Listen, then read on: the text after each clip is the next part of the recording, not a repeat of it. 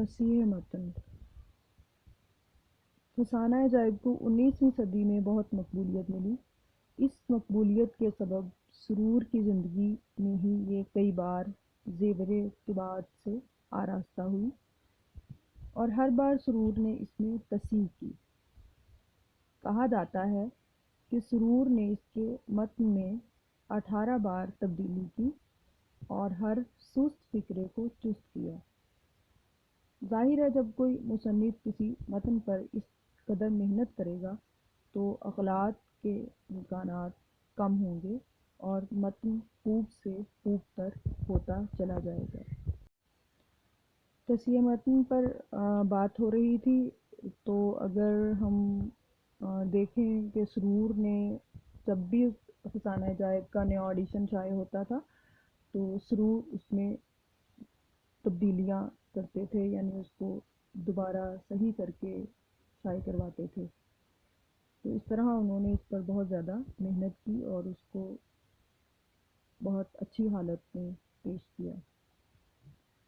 فسانہ عجائب پر اگر دیگر داستانوں کے اثرات کا جائزہ لیں تو ہم یہ بات تو طے ہے کہ فسانہ عجائب رجب علی بیگ سرور کا تبازات قصہ ہے، لیکن اس عہد میں رائج دوسرے قصوں سے مختلف نہیں ہے۔ اس میں عام طور پر وہی کہانیاں موجود ہیں جو اس زمانے میں کسی نہ کسی داستان میں شامل ہیں۔ یوں تو اس میں شہزادہ جان عالم اور شہزادی انجمن آرا کے عشق کی کہانی بیان کی گئی ہے۔ کسی جگہ میر حسن کی مثنوی سحر البیان کا عکس نظر آتا ہے، کہیں مہجور کی گلشن نوبہار کی جھلک دکھائی دیتی ہے، کبھی داستان امیر حمزہ اور بہار دانش کا فیض دکھائی دیتا ہے۔ فسانہ عجائب کا قصہ باغ و بہار ہی کی طرح شروع ہوتا ہے، یعنی ایک بادشاہ فیروز بخت جس کا نام ہے، ملک ختن پر حکومت کرتا ہے اور اس کے عہد میں تمام خلقت شہر خوشحال ہے، چور مسافر کے مال کا نگہبان ہے، ڈاکو پاسبانی کا عہدہ لیے ہوئے ہے، 60 برس کی عمر میں ایک فرزند کی ولادت ہوتی ہے۔ نجومیوں کے مطابق دوسری داستانوں کی طرح شہزادہ جان عالم بھی 15 برس کی عمر میں ایک طوطے کی وجہ سے گھر سے بے گھر ہو جاتا ہے اور داستان باقاعدہ شروع ہو جاتی ہے، یعنی عشق اور اس سے وابستہ مہمات اور مصائب کا آغاز ہو جاتا ہے۔ اب ہم بات کریں گے فسانہ عجائب کے کرداروں پر۔ تو پہلے ہم فسانہ عجائب کے اہم کرداروں کا جائزہ لیتے ہیں کہ ان میں اہم کردار جو ہیں وہ انہوں نے کس طرح سے اپنا کردار نبھایا۔ داستان کی دنیا ایک مثالی دنیا ہے، اس لیے اس میں حقیقی زندگی اور فطری صلاحیت کی تلاش لا حاصل ہے۔ فسانہ عجائب کے کرداروں کے بارے میں کہا جاتا ہے کہ اس کے تمام کردار کٹ پتلیوں کی مانند ہیں جن کی رسی رجب علی بیگ سرور کے ہاتھ میں ہے، وہ انہیں جس طرح نچانا چاہتے ہیں نچاتے ہیں۔ اب ہم دیکھتے ہیں کہ فسانہ عجائب میں پیش کیے جانے والے کردار کس طرح اس مثالی دنیا کی عکاسی کرتے ہیں جو مثالی دنیا ہمیں داستانوں میں نظر آتی ہے۔ اس میں سب سے پہلے اور جو اہم کردار ہے وہ ہے جان عالم کا۔ جان عالم کا کردار باوجود کمزور ہونے کے باغ و بہار کے 4 درویشوں کے کردار سے زیادہ جاندار ہے۔ اس میں کسی حد تک انفرادیت بھی ہے اور اس زمانے کی کھوکھلی اور بے جان نوابی زندگی کی تمثیل بھی پیش کرتا ہے۔ جان عالم کے کردار میں وہ تمام کمزوریاں ملتی ہیں جو اس دور کی زندگی میں عام ہو گئی تھی۔ رجب علی بیگ سرور کا کمال اور داستانوں کا فن دونوں اپنے نقطۂ عروج پر نظر آتا ہے۔ جان عالم کی ولادت کی تصویر ملاحظہ فرمائیں۔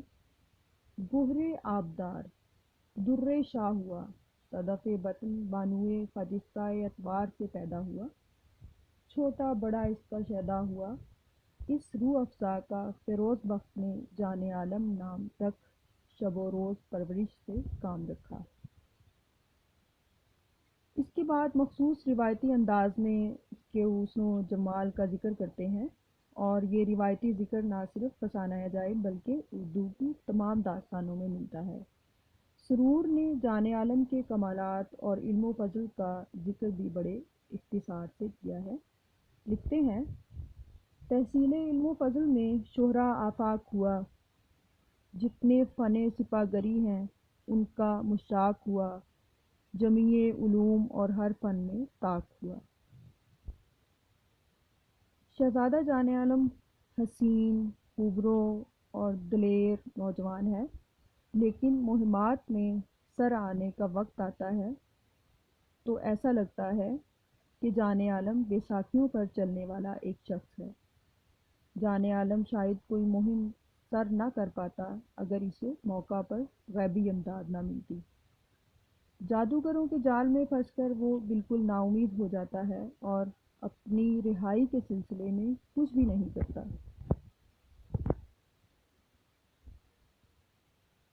انجمن آرا کے باپ نے جب اسے دیو سے مقابلے پر جانے سے باز رکھنا چاہا تو شہزادے نے بڑے باروب انداز سے اسے رد کر دیا۔ اس کی ایک مثال اس میں فسانہ عجائب سے لیا گیا پیراگراف ہے۔ جواں مردی سے بعید ہے، عاشق کو معشوق کی راہ میں جان دینا عید ہے۔ جس مددگار نے ہزار بلا سے بچا کر یہاں تک پہنچا دیا، وہی وہاں بھی مظفر و منصور آپ سے ملائے گا۔ نہیں تو یہ صورت نحس لوگوں کو دکھائی دینا کیا ضروری ہے؟ یعنی اس کی بہادری کا ذکر جو ہے وہ مرزا رجب علی بیگ سرور نے کیا ہے۔ غرض جان عالم کے کردار کا یہ تضاد بڑا دلچسپ اور خصوصی توجہ کا مستحق ہے۔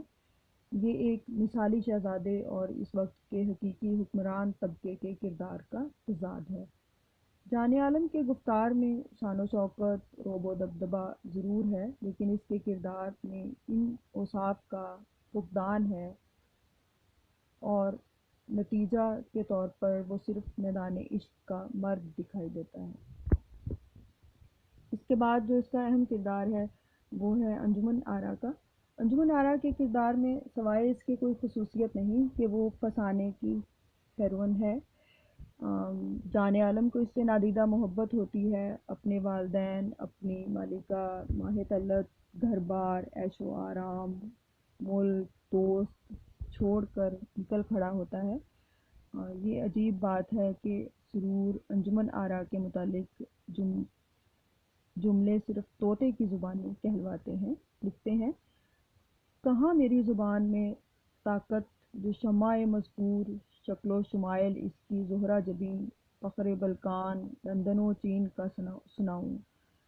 تو ان دو ہی جملوں میں پر شہزادہ اتنی بڑی مہم طے کرنے پر آمادہ ہو جاتا ہے۔ سرور نے انجمن آرا کو بھولی بھالی اور معصوم لکھا ہے، لیکن داستان پڑھنے والے کو اس سے اتفاق نہیں ہو سکتا۔ وہ نہایت چالاک اور موقع شناس ہے۔ اس کے بعد مہر نگار کے کردار پر بات کریں گے۔ مہر نگار کا کردار سرور کے فن کا بہترین نمونہ ہے۔ یہ کردار متحرک اور منفرد ہے۔ ملکہ مہر نگار حسین، خوبرو، عقل مند، موقع شناس، باعصمت اور اعلیٰ مشرقی اقدار کی حامل ہے۔ وہ شرمیلی اور حیادار ہے، انجمن آرا کی طرح چالاک اور فریب نہیں۔ اسے جان عالم سے محبت ہے، ہر مشکل وقت میں اس کی مدد کرتی ہے۔ مہر نگار سے پہلی ملاقات اس وقت ہوتی ہے جب جان عالم شاہپال کی جادوگرنی کی بیٹی کے دام سے نکل کر ایک وسیع اور دلکش باغ میں جا نکلتا ہے، اور وہیں ملکہ مہر نگار اپنی لونڈی کے ساتھ ہوادار پر آتی ہے۔ اپنی پہلی ملاقات میں ہمارے ذہن پر شان و شوکت اور فر کا جو نقشہ قائم کرتی ہے وہ آخر تک قائم رہتا ہے۔ سرور نے تمام داستان میں متعدد موقعوں پر ملکہ کی روشن دماغی اور قیافہ شناسی کا ذکر کیا ہے۔ جان عالم جب بندر کے قالب میں پہنچ جاتا ہے اور وزیر زادہ پہلی مرتبہ انجمن آرا کے پاس آتا ہے، اس واقعہ کو بیان کرتا ہے تو مہر نگار محسوس کرتی ہے کہ اس میں کوئی راز پوشیدہ ہے۔ وہ وزیر زادے کو آزماتی ہے اور یہ اندازہ لگا لیتی ہے کہ جان عالم اس وزیر زادے کی سازش سے کسی مصیبت کا شکار ہوا ہے۔ ملکہ میں مشرقی عورت کی صفات بھی پورے طور پر پائی جاتی ہیں۔ اس میں اثار کا بے پناہ جذبہ ہے، وہ جان عالم کے لیے سب کچھ قربان کر دینے کے لیے تیار ہے۔ جان عالم جب اس کی نگاہ سے اوجھل ہوتا ہے تو وہ بار بار ان مقامات پر جاتی ہے جہاں جان عالم سے ملتی رہی ہے۔ وہ مثالی قسم کی محبت کا شکار ضرور ہوتی ہے، لیکن اپنی ذاتی شرم و حیا کو بھی ہاتھ سے نہیں جانے دیتی۔ اس طرح فسانہ عجائب کی مہر نگار پختگی اور فنکاری کا نمونہ بن کر سامنے آتی ہے۔ ان کرداروں کے علاوہ فسانہ عجائب کے چند اور کردار بھی اہم ہیں۔ ان اہم کرداروں میں ماہ طلعت، وزیر زادے اور چڑی مار کی بیوی کا ذکر کیا جا سکتا ہے۔ ماہ طلعت شہزادے کی پہلی ملکہ ہے اور وہ اپنے حسن پر مغرور اور ناز و ادا کے نشے میں چور ہے۔ وزیر زادے کا کردار ایک روایتی کردار ہے۔ وہ ہرچند کے جان عالم کا دوست ہے، اس کے باوجود اس کی محبوبہ انجمن آرا کا حسن و جمال دیکھ کر دل دے بیٹھتا ہے اور رقابت کے احساس سے شہزادے کو بندر بنا کر مروا دینا چاہتا ہے۔ اس میں ایک اور اہم کردار ہے چڑی مار کی بیوی کا۔ چڑی مار کی بیوی ایک مخلص اور سیدھی سادی عورت ہے۔ اس کے اندر محبت اور ہمدردی کا جذبہ پورے طور پر موجود ہے۔ جان عالم بندر کی شکل میں جب اس سے رحم کی درخواست کرتا ہے تو اس کی درخواست پر چڑی مار کی بیوی کوشش کرتی ہے کہ بندر کو جان سے ختم نہ کیا جائے۔